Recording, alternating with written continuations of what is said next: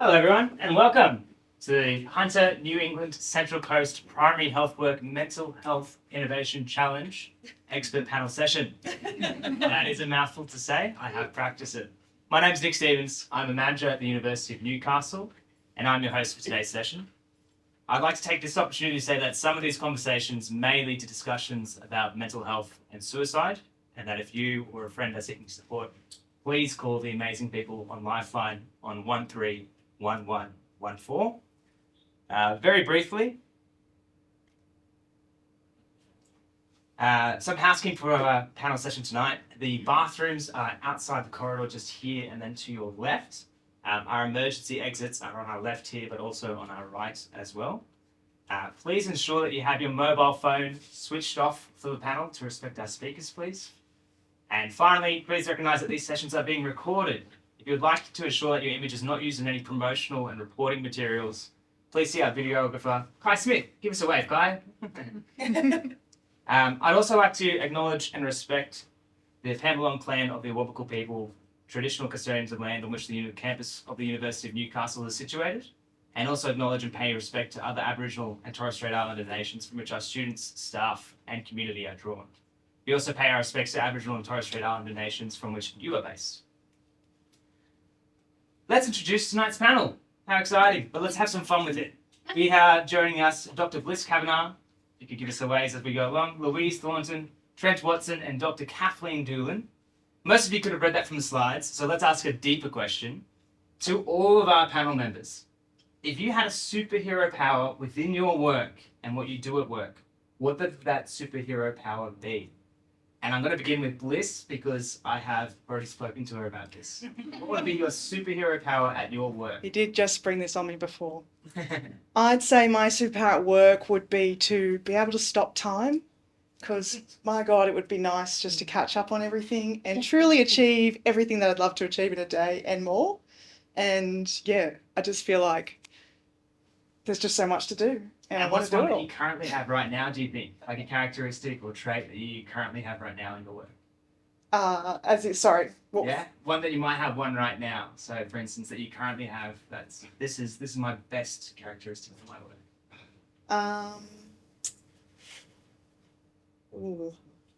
Tough one? Flipping it a little bit for you. Definitely flipping it. I think probably to do with the stopping time, but more energy and ability to just have more people, brain power, all those sorts of things to just get the message out and do more each day. Okay, so the energy. What about yourself, Trent? I was going to say stop time too. I think we'd all like that superpower. I was just trying to think of another one, and I think that would be to be able to read minds. Wow. Mind reader as well? Well, and I think that is just to identify some of these sticky problems that we've got and understand. We're talking about mental fitness and primary care and mental health. So in terms of just getting down to those fundamental causes and how people respond. I mean, that'll be amazing superpower. Yeah, super energy. And then we have reading minds, Kathleen. Mine was also time, but I think maybe to be able to help people take a beat, so a sense of calm, to be able to take a moment to decide what to do next rather than just react. Nice, that's a great one. I've never heard that one before, that's great. And yourself, Louise? I wanted to stop time as well. I don't know if that speaks to workload levels among the panels or just passion about wanting to achieve more than is humanly possible in 24 hours a day. But I think if not stopping time, I think it would be the ability to remember everything.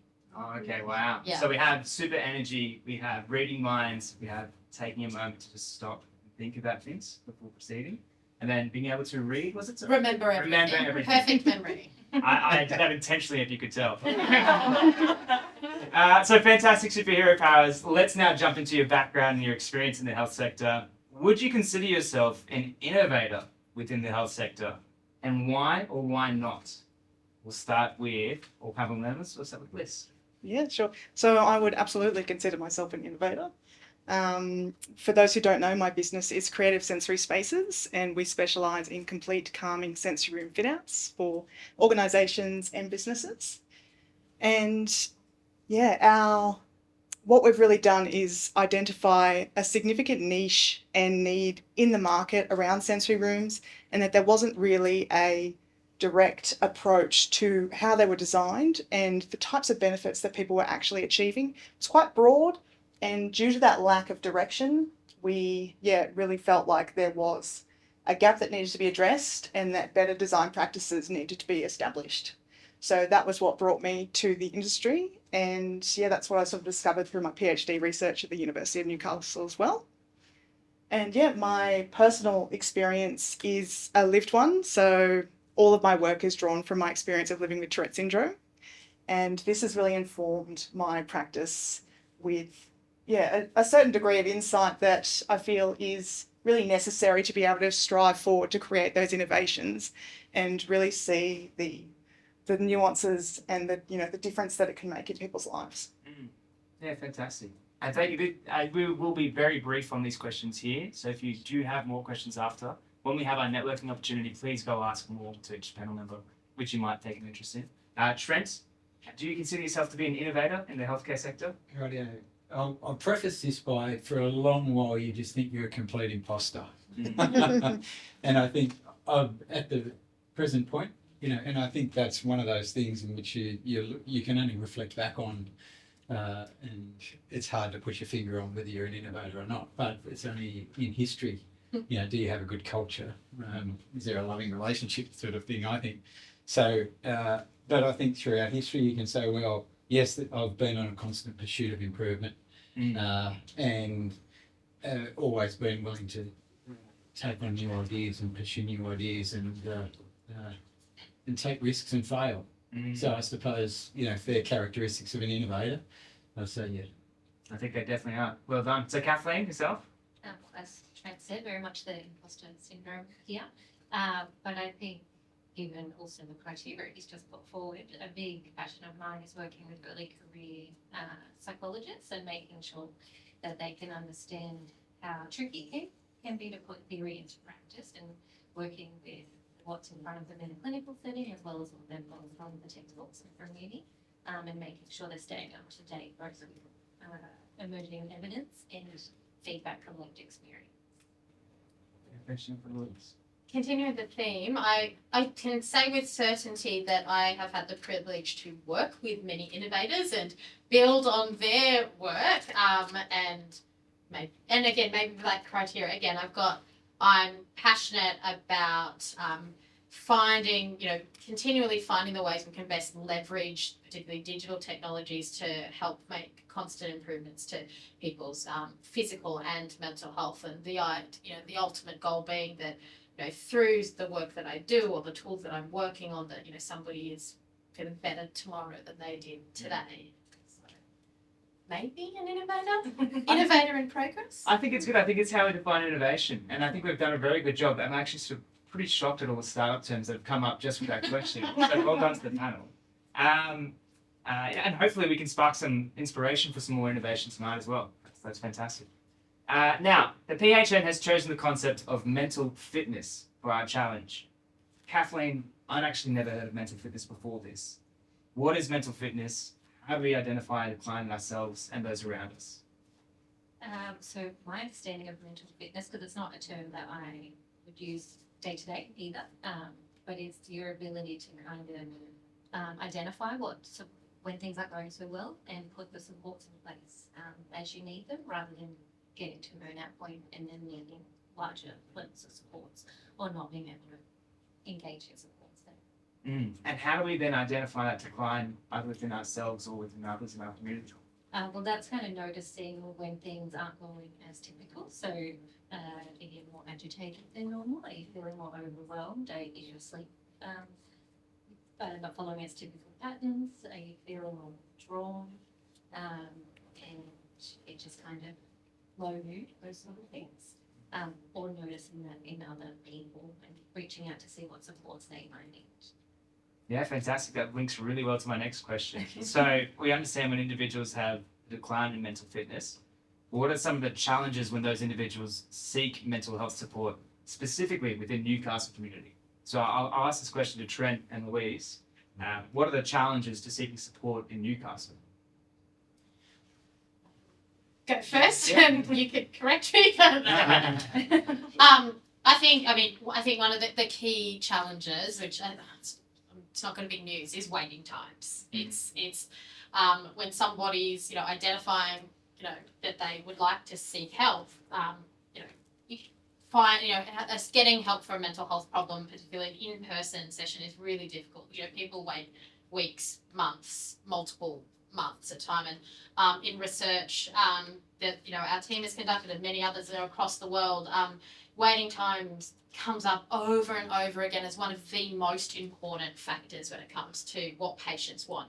Patients often don't care as much about, is it an in-person session, is it face-to-face, who is the session with, is it with a peer support worker or even a counsellor, is it with a psychologist, is it online digital health, do they all of those factors on various levels are important, but pale in comparison of importance of the time that people have to wait. And I think that's one of the key challenges that it's faced across Australia and even globally, and also here in Newcastle.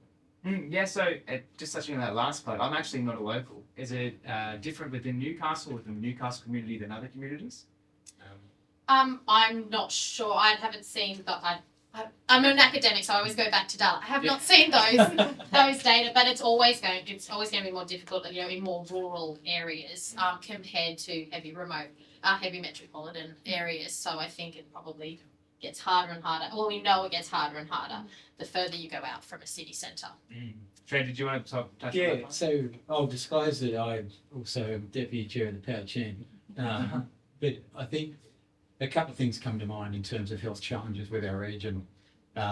Yes, our urban area of Newcastle is very different to our rural and remote areas of the New England, and different challenges we face. So I think access is one thing, and obviously in rural and remote areas, access to services is even greater or more difficult to it is in urban areas. However, it's an interesting thing in that between urban and your rural and remote areas, we get similar rates of mental illness. Yeah. Now, but different factors. So in more rural and remote areas contributing to mental illness are some of those underlying characteristics or psychosocial elements, and that might it be the lack of employment, financial insecurity, access to healthy food, housing, overcrowding, all of those things that can really test us, environmentally. Whereas, we have more access to that. However, in rural and remote areas, the social connectivity, volunteering, community engagement is far greater. So you've got a whole range of psychosocial elements biosocial elements coming together that impact. So I think those solutions we might say they might look a little bit different in those different areas, but the characteristics are the same. So solutions need to be considering all of those elements. So access is one thing, and in rural and remote areas, like if you've got to travel and you don't have wheels, a couple of 100 k's and you don't have an internet access, how are you going to get access? But we're only talking about, the treatment or the tertiary input there. We're talking about mental fitness, and that might well be how do we sustain this and avoid that, that situation in the first place. So there's two themes to just summarise. It seems like access was one of the main themes, and then also wait times was one of the bigger themes that we had there. Is that right? Well, I think waiting times falling in within access as well. Yeah. And I'd sum it up in three ways. There's a knowledge base that we want to prevent and ensure people have got enough knowledge. But then it's the application of that knowledge as a skill. And then the third component is that can you apply that skill in the environment? And I always say, well, you can do a PhD on playing the guitar, right? But if you don't pick a guitar up, you're always going to be crap. Yeah. So I've got the knowledge, but I can't apply that as a skill.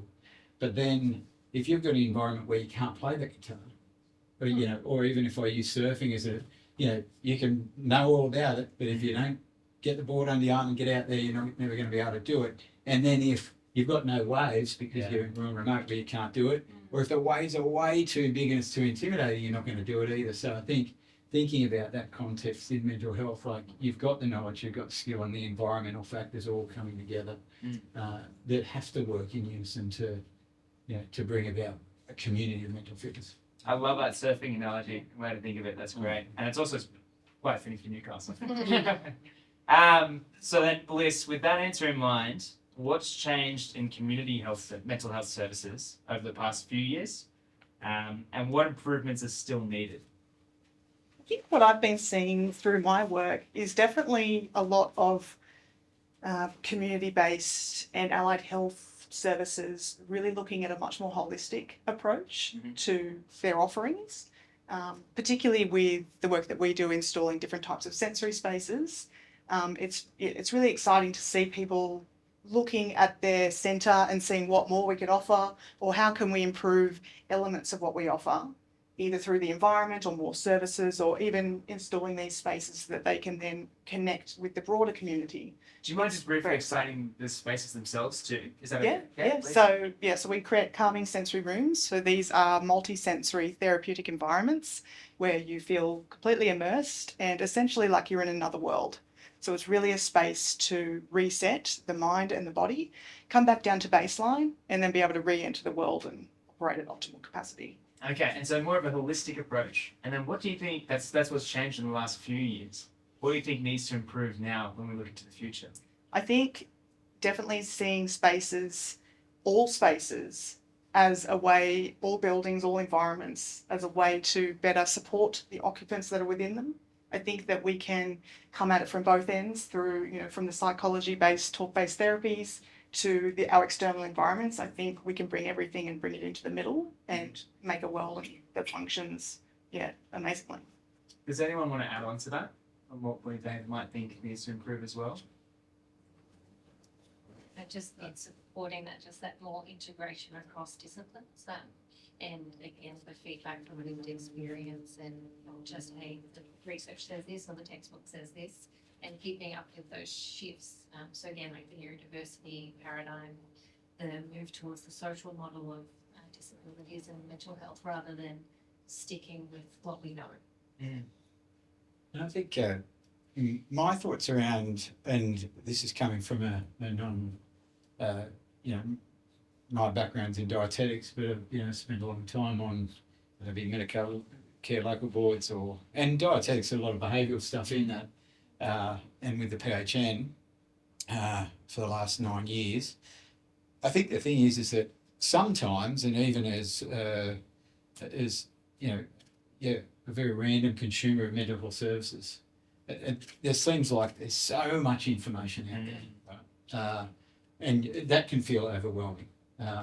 And actually being able to take that and then apply that as a skill, for someone that's already vulnerable is a difficult thing. So, where I'd love to see innovation is how do you take that, apply it as a skill, and being able to, siphon people into those right little barrels so they're able to operate within that environment, and then, and then also how do we manifest environments that are going to promote mental fitness? And we can learn from things that are occurring in rural remote areas, and social isolation, connectedness can impact upon people in urban areas just as much, if not more. And then we're talking about technology and innovation too. We're asking ourselves the question of what impact does technology have on social isolation as well. So it's that balancing act. It's how to, and we're going to do that and explore that, and we're going to fail as well. But I don't think we should be afraid of that. Okay. And I think particularly as healthcare clinicians as well, and I think that's what's going to make people innovators, is giving it a go. Because if you don't give it a go because you fear of what your colleagues think of you, but I think that's a really important thing, is communicate with them of what you're going to give a go. Talk to the consumers of your products and things. So get their feedback, because feedback's a gift. Sometimes you don't want to hear it. A lot of times you don't want to hear it, but you know, if they're going to be the consumers of the support products or solutions that you're trying to implement, they've got to resonate with that. Yeah, definitely. It's a strong focus for I2N. Any entrepreneur that comes through, the most important thing is the biggest collaborator is your stakeholder and getting their feedback in terms of building their products. And obviously, there's a couple of different ways that people act. So you might, for instance, have what they say they will do versus what they actually will do in the context. Yeah, so it's a great point there, yeah. And I'm sure for the Mental Health Innovation Challenge, we have that going across from Friday and Saturday. So it's a very short time period to get that stakeholder feedback. But if any of those solutions were taken forward in the future, that's where we'd like to see that, particularly if we were taking them into an accelerated program. Yeah. Kathleen, what early intervention strategies, in your opinion, are most useful to improve mental fitness? I think, as was kind of discussed earlier, is quick access. So first identifying the need, knowing where to go. So there's so much out there. Do I need to go to GP and get a mental health plan, or do I need to give Lifeline a call, or is it I can do some things on the many apps that are available and not being overwhelmed by all of the options? Sorry, I now have a little questions. I got excited. No, I'm happy to keep talking about that part. So then, how do we filter these solutions to make sure the right solution is presented to the right person and not overwhelm them? That's a really tough challenge. Yeah. It is. So I just went to that conference a couple of weekends ago where they were talking about an initiative in New Zealand that they're doing where every GP practice, and that's what we're working towards, has a behavioural health consultant. So they've got quick access and it's in-person triage to what supports are needed. So they started implementing something like that during COVID, but having a place where you can get, this is my one person I can tell my story to, and then they know I'm going to the right supports for me. And again, that might be, here's an app that's going to be really helpful for you, or here's the next steps. Or again, having some more mental health literacy, I guess, around people that are likely to come across, so teachers, managers in the workplace, nurses, to be able to go, oh, this is the support that I think is meaningful for you, and this is how you can access it without 10 steps to get to there, or a 6-month at least. Yeah, of course. And maybe just to add quickly to that, I think, and I'm a bit biased, I work in the digital health field, and I think perhaps sometimes that might be where digital health solutions can be effective. In our team at the University of Newcastle, led by Francis K. Lampkin, we're currently, rolling out across New South Wales. We've got a digital ecosystem or a hub or some other fancy word for a really cool website called Eclipse. And so that's also going into mental health and drug and alcohol services across New South Wales. But what that does is it's pulled together, got 9 different evidence-based treatment programs all in that one place, countless numbers of resources and so then people can come in and do a quick little quiz around their symptoms, and then that sort of triages and say, we think this solution or these resources may be of most relevant, for you as well, and or should you go on and see someone else as well, because there's always going to be potentially a need to go and see an individual person face to face, but that's something that triaging, I suppose, is something that digital health can potentially play a part and may have a role. Yeah. Just like that. So it's called Eclipse, was it? Yes. What we'll have to do after this is we'll send an email out for a post event, basically to everyone here, but we'll be able to include links like that. So that would be fantastic. Yes, absolutely. Yeah. Because I think I'd love to see it too. I'm really interested in that. So to shift the topic a little bit here, and I'll let this open to anyone on the panel, what are the key factors that contribute to stigma surrounding mental health, and how should we as a community reduce that stigma? Not a fun question. I would say personally, growing up with Tourette syndrome was difficult. The stigma around that disorder is very negative, even still. And I believe that truly just giving more voice to people, giving people more agency to share their stories, even from, just one-on-one, and then that can spread. I just think being able to see more positive representations of the diverse, population that we have and celebrating uniqueness, I think is incredibly important to changing the stigma associated. I do think things have improved drastically, but yeah, a lot more needs to be done, and yeah, I'm very, very passionate about that topic. Three things come to mind with me is that it's the fear of the unknown, stigma, I think. So knowledge is a really important part of an understanding certain things, because if someone's different in a particular way, and I think fear of the unknown with mental health, it's a real, oh gosh, is this going to burden me? And it's more about me than perhaps that person. So then you create that social isolation, which I think's, that second point. How can you create those connections? For people, because I think no one wants to be socially isolated, and as soon as we are in a community, that's where things can really spiral out of control. And then the third one is just focusing on the positive things, because we tend to focus on the negatives of mental health issues, but how can we?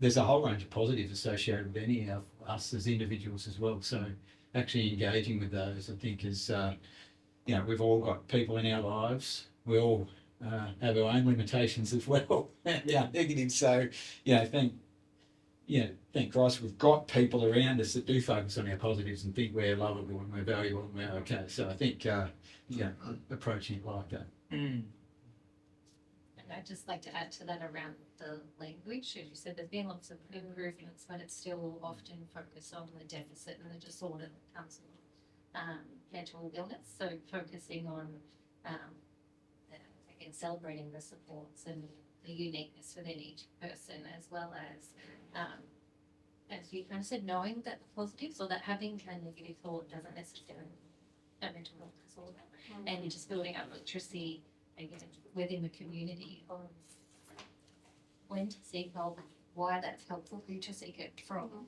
and that by seeking help doesn't mean you're going to get a label or a disorder, but then sometimes that might be helpful in understanding who you are in this space as well.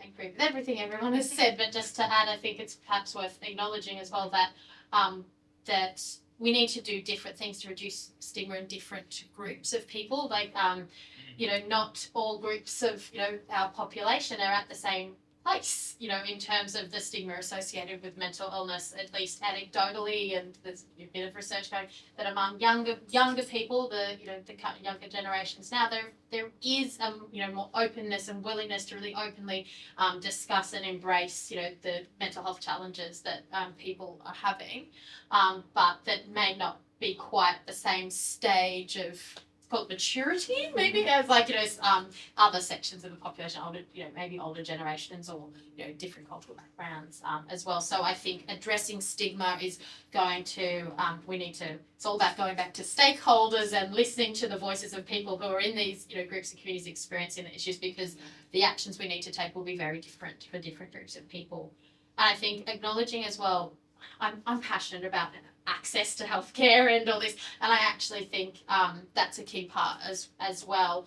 Part of stigma, like not having to miss work or miss school to seek an appointment. A young person may be willing to discuss the challenges they're having with friends, but then if we're not making healthcare accessible and recognizing the constraints that they have in their lives, that brings its own stigma as well. Yeah, I don't have anything to add there. I agree with everyone, and I think you've all touched on unique points. I want to try and summarize because I think it's really valuable. So to celebrate the uniqueness of different people is a fantastic example. Understanding the knowledge gap for some people, and also for different communities, the knowledge gap as well. So targeting that knowledge gap, and then the language we use around. I think that's fantastic. That's for everyone, and I think that's really important notes for our whole entire audience to remember when they're going into this challenge as well. This question is directed towards Trent. You said before you feel like you're an innovator, and sometimes in the health sector. Is it difficult to innovate within the health sector, and why? Yeah, absolutely. And I think but anything worthwhile is difficult, right? Yes. And I think that's and look, my journey, we made a decision to engage in technology, health technology, and I think or digital health, and I think that's an important point, sometimes we think it's just a new shiny app. Mm. It still involves people, and systems to link those people. The technology is only there really to enhance those systems and connect people. And I think being clear on the purpose of why you're doing it.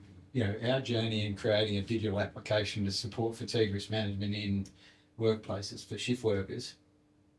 And I know that's a long leap from being a dietitian, but that's sort of where I've landed post PhD and working in a research team. We tried that. We started off 8 years ago with people saying, surely there's an app that can do this. And yeah, good idea. And we created what we thought would be a killer app, which is such a small, like it would be 1% of our current technical solution. But engaging in that, we failed. We tore up a lot of money, like more than we could afford. There was no doubt about that. And had to start again. And I think it is difficult because that funding's not there. Where do you gain it from? Well, you've got to be you've got to have a particular purpose if you're and a particular resolve, because you will spend money, you will lose sleep, and you will question your sanity on numerous occasions. There's no doubt about that. So, however, if you can align yourself with your purpose, you keep finding solutions and keep having a go. But I think there's some lessons in that though too. Like I would always say to a startup or innovator, there's reasons why there are these incubators. There's reason why there are plenty of people around that will be willing to mentor and lend their support, gratis too, and just share their experience. So, but I think just because it's hard, I wouldn't, don't let that discourage anyone. You just start small. Yes, you have your runway or pathway of things that you want to create, but understand it. And I think the important thing is just consult with your target audience, understand what their true needs are. And because once you develop, I think particularly technology, and it's funny as a clinician, you're delivering one-on-one or even with a group, you could have 600 in your room and 5 of them come up and want to have a chat with you after, or if there was 20, you feel overwhelmed. Well, you generate a technology and 5,000 people start using it in one go. You are drinking out of the fire of 1,000 bits of feedback that you're going to respond to. So I think that was something that was something unexpected, but it means that your improvement's exponential. If you're willing to take that feedback and respond. But I think that's a really important point as well, because sometimes you just can't anticipate what those outcomes and how someone mentioned how you'll use that piece of technology, how they'll engage with it. Yeah, exactly. And we'll have plenty of those mentors from I2N to give their experience. Hopefully it doesn't scare anyone away on the Mental Health Innovation Challenge, but they'll be there to support them on the day. I'm sure a lot of those lessons is exactly what they'll be pointing to. Does anyone else want to touch on that? Bliss, would you like to touch on that as well? And since is it difficult to innovate in the healthcare sector? What are some of the challenges you might have faced? Yeah, look, similar sorts of things. I think having a very strong passion and clear vision definitely helps propel you forward. I think, in those times of feeling a little bit insane, or, if you're feeling a little bit lost or you've sunk too much money into something, just coming back to that vision and, really, getting very clear on your mission as well can just really help cut out a lot of that noise around and, make the path much clearer. So I think that's really important. I'll give this one last question. This will be the final question from me, and then I'll pass on to the audience for questions. So if you have a question ready, please get it ready. But for the final question for the entire panel, we'll go one by one if you like. Can you please just share a story about one program that was fantastic at addressing mental health challenges, and what were the key lessons from that program? So if you have one story you'd love to share, it can be your own experience as well. Share like one program that you thought was fantastic and why was it fantastic? Okay. It's a PHN-funded program. It's the Glen Drug and Alcohol Rehabilitation Centre. And I think we went and visited there. It may have been 6 months ago. We had a smoking ceremony, and we went to the new women's Glen. There's a men's Glen, And because of the success of this, there's this new Women's Glen and funded through the Pouch. And I think, why is it, you walk away and go, why is this successful? Right? And trying to put your finger on that. And I think, one, they have a very clear purpose, right? And, you know, they're unwavering towards that. They're led well. And I think their leadership, you know, speaks about the future with clarity. They had absolute clarity of where they wanted, you know, from the male Glen to the female Glen. I think the second thing, they address one of the key issues related to the mental illness, and that's that social isolation. They're bringing these people, and they focus on those, and I'll speak because we visited the men and the women's one, but they focus on those, their strengths, and those people within that, you know, start to realise their strengths, and they're really, you know, focused on that, and hopefully they carry that out. And then transition back into the community with our other community supports as well. That's a great one. I'd love to include that in the post event as well, the email coming out. Just a link to that would be great to see. Yeah. I have a story, I suppose. So I think the one story or the example I like to share is of the Our Futures program, which was developed by a number of colleagues of mine at the Matilda Centre for Research in Mental Health and Substance Use at the University of Sydney, where I also work. And I can't claim this as my own. I'm involved on the side, but what the Our Futures programs is they're actually online school-based prevention programs. I think that's one area of the success. These are programs that are looking to delay alcohol use and sort of prevent other drug use, as well as improve mental health. And so, you know, and recognise, of course, substance use is a, you know, part of mental health, and as well. So these, you know, programs involve cartoon storylines, and that follow groups of teenagers the same age as the teenagers who are engaging with these, you know, modules in their classroom. And the teenagers form relationships, break up, dramas occur, someone vomits in someone else's, you know, lap at a party. And so they're really engaging. And I think why they're so successful, few reasons. First of all, kind of going back to what you said before, consult. All of these programs were there was a heavy co-design aspect. So, you know, talking to actual real life adolescents, you know, around, you know, what these issues, you know, mean to them, and be helpful. And also all of these storylines, these cartoons adopt sort of a more peer-led aspect. So none of the teachers, none of the parents, they don't, in the stories, they're not the ones giving the information. It's other kids in the storyline who are saying, you know, giving the information about what's a standard drink, or what, you know, how do you eat healthy, or ways to help your mental health. And the programs have been trialled in, I think, 7 RCTs now, and some really fantastic results, even for you know, universal prevention programs that are given to every kid in a school. We've, you know, see significant results around delaying age of, you know, first drinking alcohol, and delaying binge drinking, and, you know, aspects of improving mental health as well. And I just think it's really exciting, but also so important as well, because, you know, getting in when we know the majority of mental health problems and substance use problems are developing at, you know, 15 to 18 years old. That's where the biggest bang for buck is, I think. It's you know, getting in before these issues you know, even occur, and can, you know, wreak havoc on, you know, people's, you know, social development, their educational, you know, lives and everything else. So that's my big success story, which I just love. And they're also, now available to all schools across Australia if they want to access them as well, which is really great.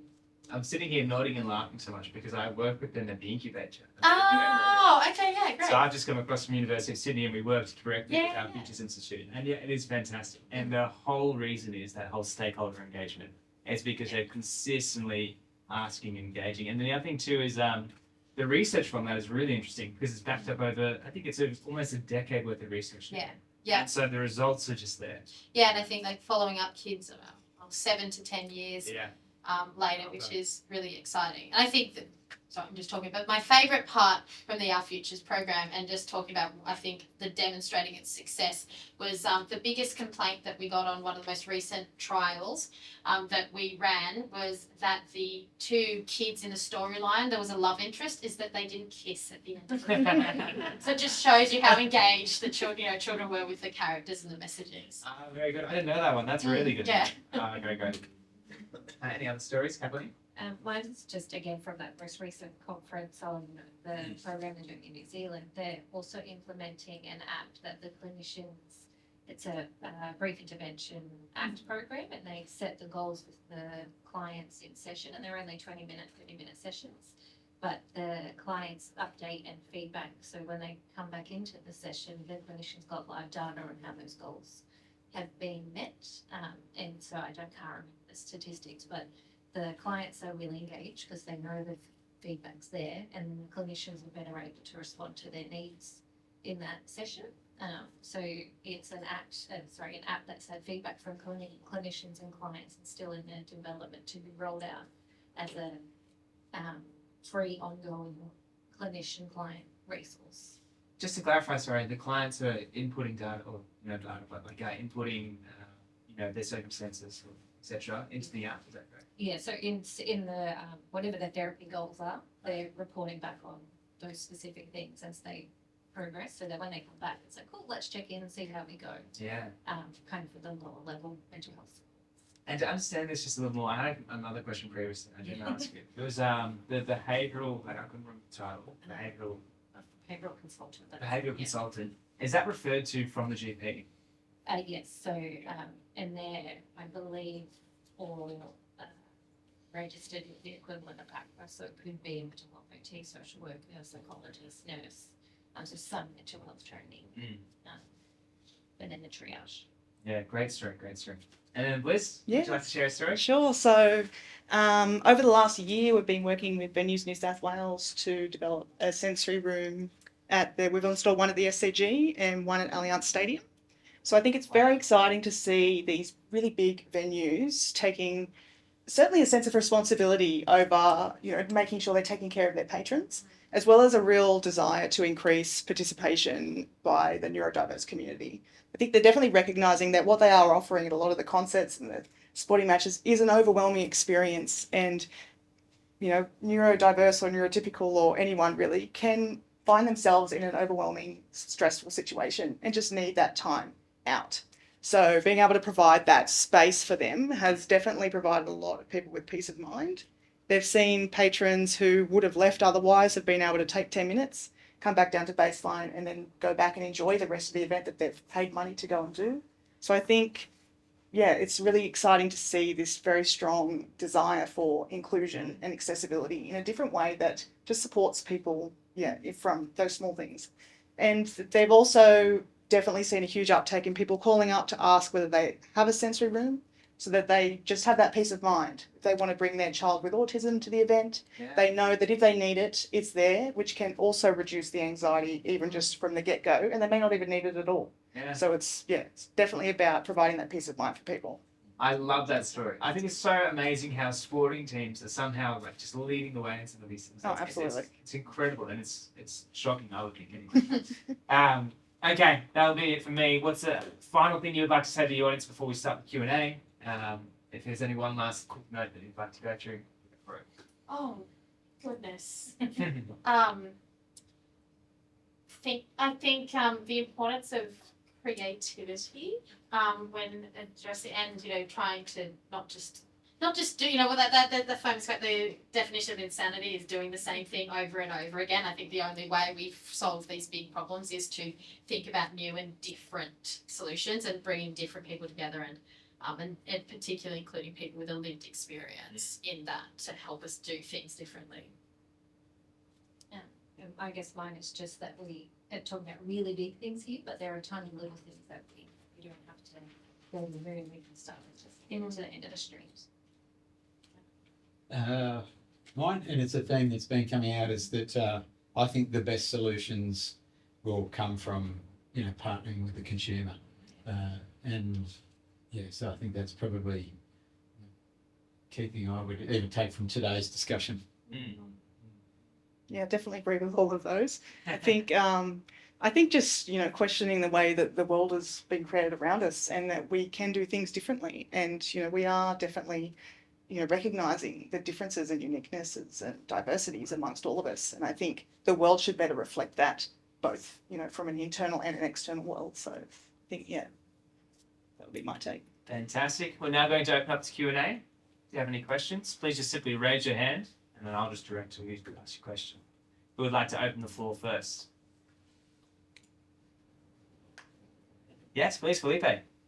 Hello, my name is Felipe. I wanted to ask you something that it's been intriguing me. A few years ago, I read a book that changed my life or impacted my life. It was called The Element by Ken Robinson. I was diagnosed with ADHD when I was a kid, and I was I wouldn't say heavily medicated, but I was medicated for a few years, and then for almost like 10 years or so, and that process changed my individuality, myself, right? And it makes me doubtful, and I wasn't sure that if I was right or if I fit in, or And then when I came out of this medication, it was really hard to be myself. After so many years, then I didn't know who I was, and then I discovered myself, and I read this book, and I discovered that I had this power. Basically, I had all this creativity that hasn't been used, and I was like a little bit resentful, but at the same time very relieved that I could be myself and speak my mind. And I was thinking about that because that book basically impacted my life, and I said the importance of creativity and creative arts in before diagnosis, some medication, because I think that was who I was. Basically, I was an artist, a drummer, or whatever. But I repressed myself. I think that there's, or maybe, I don't know, I'm not a medical, but I think that there's people in that case, and I would love to help. I would love to try to find a way where they can discover their real identity without being medicated. And basically my question was along the what's the importance of the creative arts in diagnosis, basically. And I know that ADHD is just one pathology amongst a lot, but that was my case, and I'm always interested in health. I'm not clinical, so I will refer to my learned colleagues. I think that's kind of in line with what Liz was saying, in that we don't need to do things the way we've always done them, and there's been a really big shift in the last 5-10 years around understanding neurodiversity, so that a lot of the world, including medical and mental health, is set up for a neurotypical individual. And there's been a big push to understand how the strengths of those diagnoses, so ADHD, autism, learning disorders, those sort of things. And within that, feedback from lived experience and people who have very similar stories to you. So adults that have been diagnosed when they were younger and gone through kind of that medical model approach, and now not taking their medication or getting a better understanding of their diagnoses, and giving feedback that's informing psychology, medical practice, like all mental health aspects now. So it's slow, but this lived experience, so as you said, giving your own story and supporting people to understand what it means for you in the world, not just the diagnosis that you have on paper. It's really important. But I think that I know there's a couple of mental health clinicians in here, it's slow to get from feedback from lived experience to what's actually happening in practice. Friends, jump. Yeah. Very keen to jump on. I just think a couple of things just come to mind. That creativity plus action, I think, equals innovation. Yes. I think the other thing is, and there was a brief discussion about it before, is like that step care model. And sometimes as a clinician, you'll see people and they'll be quite angry about being referred to you because I think leadership in this area is talking about the future with clarity and where they may fit in, and them you know, people having the autonomy and control to choose where they're going to fit into this model of care. Because sometimes if you're, you know, someone might make a judgment about you fitting here because you've got high needs, but that person maybe has have the perception that I just need some self-care at the moment. And give me some more information, I'll digest that and see how it goes. Or no, I want a little bit more and I want to self-assess and see where I come up red, and I'll focus on those. Or it may then, you know, become a referral through to a clinician and then more sort of tertiary intervention. But taking that autonomy and control, and there's something in your story, away from that individual, and that's the difficulty of dealing with kids in paediatrics as well, in terms of, you know, treading that path really carefully. In consultation again with the person, so you're arriving at that collectively, because you might discover that, geez, how do I have this experience, you know, 10 years ago, but you've got this 10 years experience, right? You're sort of drinking out of a different hose, so it's something that, you know, all those paths are really, really important in terms of the journey. So it's, I often look at some of those pain points and we often reflect upon them as bad. And I go, well, maybe that's just nudging us, saying, well, you're probably not on the right path. You know, let's explore some different paths as well. So, yeah. Thank you very much, Felipe. We'll pass on to another question from the audience. Yes, please. Back there, Rowan. Obviously, I think we're all aware of the increasing prevalence of mental health and illness in the community.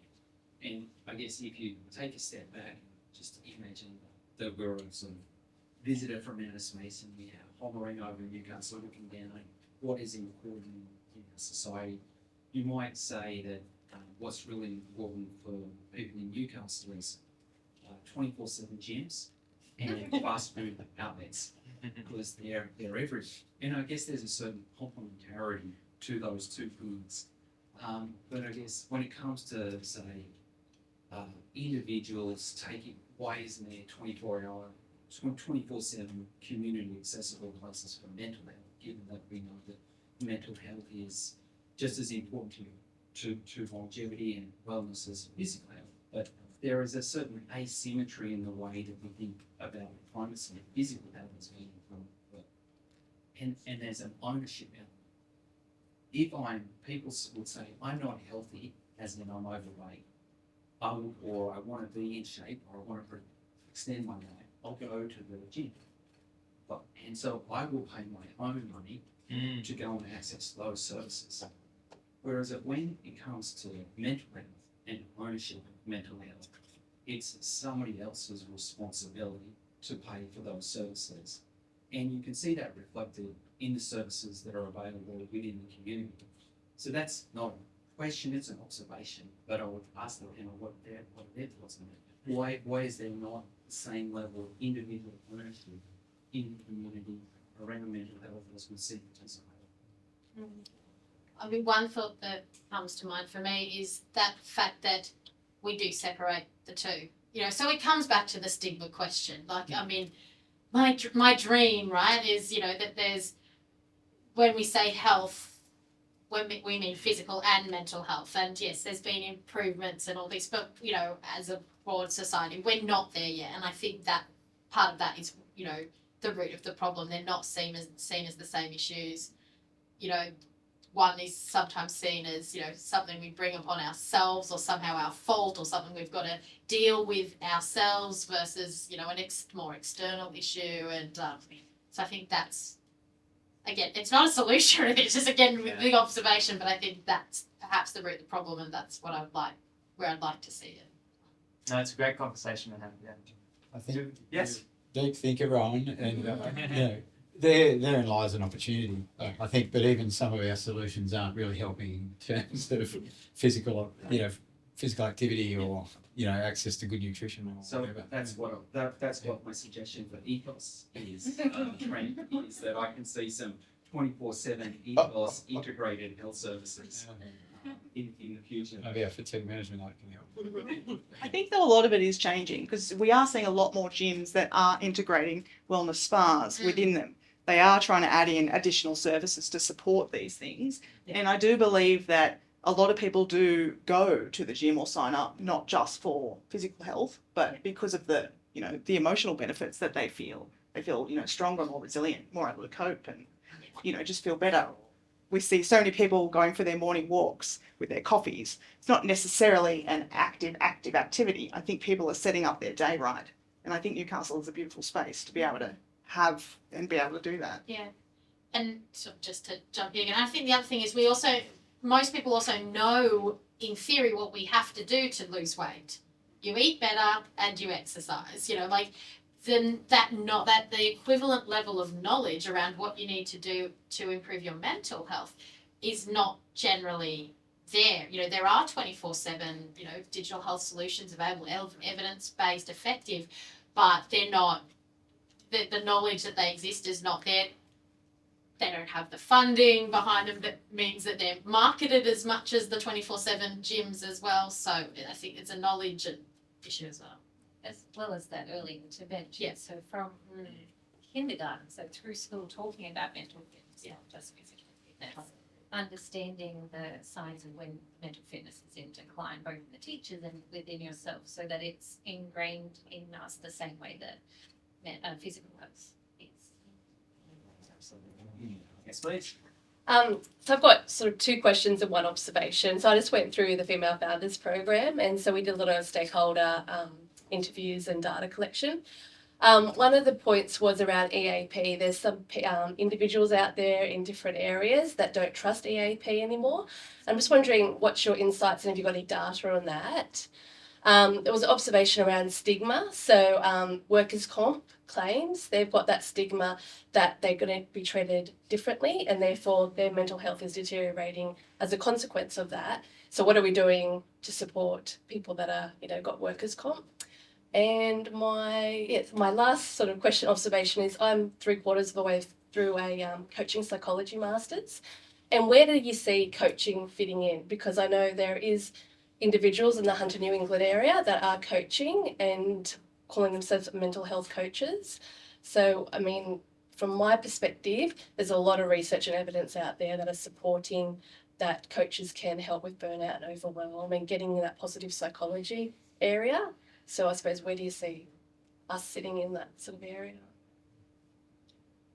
Sorry.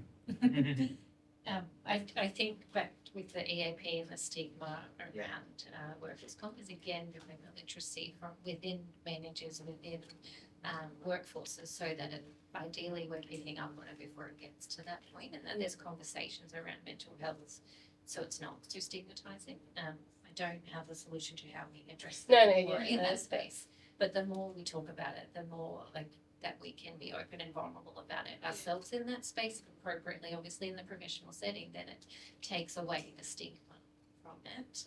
And that's a lot of training depending on the industry you're in and the supports and the kind of your ethos, I guess, around mental health. But that's got to be from the top down and the bottom up for people to feel safe in that space. Yeah, I suppose because my father passed from a workplace accident, and his sort of talk throughout our livelihood was don't ever injure yourself because you'll be seen as different, or no one will touch you. So I think those kind of stigmas and those statements are still being floated around some organisations and some households. So we need to sort of change that. Yeah, to build the literacy around it. And Newcastle is a heavily working class population and to greater Hunter as well. So it's building years and years of that approach to people to again feel safe in this space, to be vulnerable with their friends alone with their works. I just said, because Ethos Health, we primarily work in workplaces, in prevention, and I think there's a couple of things in this, in that the culture, and I'll underpin it's because it's a shared responsibility, and that's how a workplace will see it, and an individual. They don't want to, an individual doesn't want a workplace to encroach on their autonomy and control around managing their own health, and nor does the workplace want to encroach on that either. However, being clear in terms of some of the cultural elements that underpin that, and that is you want everyone to take responsibility, and it's going to require a certain amount of transparency, but you've got to know there's a support network there that leads to shared action, so everyone taking responsibility for it. So I'll take an example. If you've got young children, 5 to 10 years old, and you jump in a vehicle and they're in the back seat, the first question you ask, got your seatbelt on. On this day you're in a rush and you drive off without asking whether they got the seatbelt on. And they're quite capable because they're 5 and their seatbelt's stuck, right? What comes out of the back seat? Mum, I haven't got my seatbelt on, right? And so here's a 5-year-old taking responsibility, being transparent around a safety issue, knowing that they're going to get supported because mum's going to turn around and say, oh, you sure you can't get it on, darling? I'm in a rush. No, hang on, I'll pull over and I'll help you. Shared action, right? Achieve the outcome. If you turn around and say, you sure you can't get it on? Mummy's in a rush, you know. If I've got to stop, I'm going to belt the living daylights out of you. Right, so the support network's not there. They're not going to be transparent. They perceive not to take responsibility for their own, safety. And then doesn't lead to shared action. So I think in that, it's working on all of those elements. And you'll see managers of organisations, which I witness all the time, will stand up and they will say, safety's number one in front of production here. And the workforce just call bullshit on it. So, mate, you don't care. I'm a number here. I'm one of 1,200. Just digging dirt, right? Or driving, whatever they're doing. And so leadership's a difficult thing in terms of saying, well, no, I care that much. There's the message. I care that much that it's underpinned by a very clear methodology that everyone else understands. So the health literacy's there, but it's not always assumed that the equity's there. They might be literate, but can't access it for whatever reason. That might be demands at home, etc. So the methodology, but being clear on that, and then I think the next method is bridging. How do you get the method into the hands of the worker? Well, you give them knowledge, skills, and resources. That's all you can really do. They'll bring their drive, but it's that cultural piece that I talked about earlier. That is this missing. It's not missing link. It's always there, but it's being clear on how to work through it. I think, and knowing that if you walk into a workplace and say, right, who wants to be part of an unhealthy, unhappy, and unsafe and unproductive workplace? No one. Right. So we're all aligned. We're all aligned on that, and I think again comes back to consultation and understanding. I think is trying to establish how that will work best, and it's a journey, right? We're never going to know. No. Yeah. That was just one of my observations, Yeah. both from personal and also from stakeholder interviews around workplace accidents. Yeah, absolutely. Yeah. We'll have time for one last question from Carl there, yes? Yeah, thank you. Great panel discussion, thank you. For context, I've got a couple of daughters that have been affected with mental health issues over a decade, and it's quite extreme that they're still here, been in and out of Nexus and all the rest of it. But I think about the challenge here. There's so many slivers of mental health that you can take on, and I just feel like you need, where's the biggest impact? And I feel like the discussion on early intervention is really important, just as important all the other aspects, but there's early and there's early. And if I think about our experience once you get in this system of the professionals, public or private, the system identifies and provides service, and it works or it doesn't. If it doesn't, you keep going. But I'm more interested in pre that point. And there was just mention of, the youngest age. And what we've learnt through the rounds of experts is that one of my children, aged very young, like 8, 9 or 10 type, had issues there that nobody knew about. So if we think about responding to, we want to see a professional and it takes 6 months to get in, it's only 6 months. It's not 4 years. So I feel like the really important time is earlier, where you can identify and influence getting to understand the problem. It can be much easier later on for that early identification. And if you think about it in hindsight, who are the influences of children, parents, friends, schools, sporting groups? It goes on, right? So to me, technology and the data, the AI, but a way of harnessing all that to bring that home early around the child, for me, will have the biggest impact, or one of the problems, because that's only one issue, you know. But I just think it's you've spoken about various aspects of that tonight, but to me, if I had my druthers over it again, it would have been 4 years ahead of the game. Is there any thoughts on starting, the earlier push for Yeah. intervention? I Yes, think, please. like to provide a bit of hope, I've definitely seen some significant, exciting improvements in a lot of sensory rooms that we've been installing in mainstream primary schools. So I'm definitely hearing a lot of stories about, teachers teaching students about mindfulness, about meditation practices, about taking that time out, about self-care, and giving yourself that time to decompress, and how important that is. It's all about developing their coping mechanisms, which is, could significantly reduce conditions that might exacerbate later, and just help people cope in their everyday life and reduce, statistics of, anxiety and things like that. So I think the messages and the things that are actually happening in our schools is very exciting. And I've seen, even with some of the spaces which I've set up, and I've seen the kids come in and they know that this space is dedicated for time out, and they just suddenly meditate. And I'm like, I would never have seen that as a child. Like, Yeah. imagine having those skills to, And to just facilities be able too. to zone out and, take that time, that break for your brain. So yeah, I think there's definitely some positive things happening. I think everyone in this room can say, I can see that being so useful Yes. to a lot of people that they know. And just maybe to add, and I think it's the message of hope as well is that, and I couldn't agree more, and it's relevant. I'm the mother of a very anxious 6-year-old, so it's right in the forefront of my mind at the moment of what do I do? And I've worked in mental health for a very long time, and even I don't know quite exactly where to go first and what to do. But the exciting thing is that there is just an explosion of research and projects happening in this space. Obviously, more and more work in the adolescent field, but even more and more work in that primary school age. The development of lots of programs. There's the BRAVE program, for example. That's throughout schools, across Australia wide. But there's so many.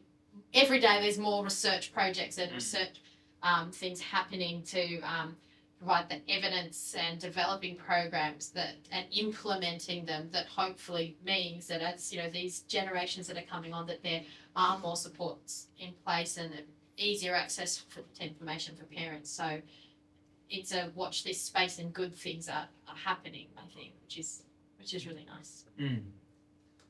That will leave us for the panel session, because I do want you to be able to talk to the speakers individually within the networking area that we'll have at the back there.